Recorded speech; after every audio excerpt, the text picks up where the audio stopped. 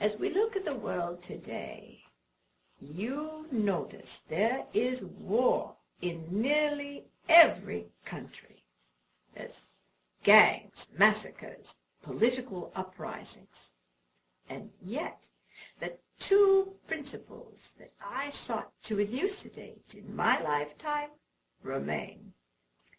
Namely, first, the importance of upgrading healthcare services for the military so that those who have served their country might be well cared for. And this includes the proper education of nurses.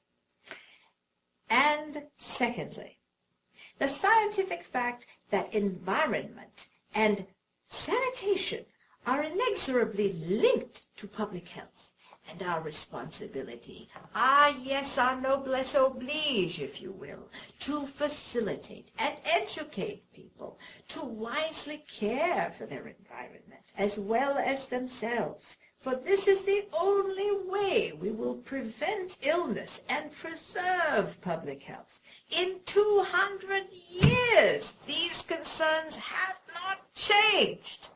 In addition, I notice that the distance between people is so compressed now, so much so as to threaten the lives of everyone, unless we escalate preventative measures.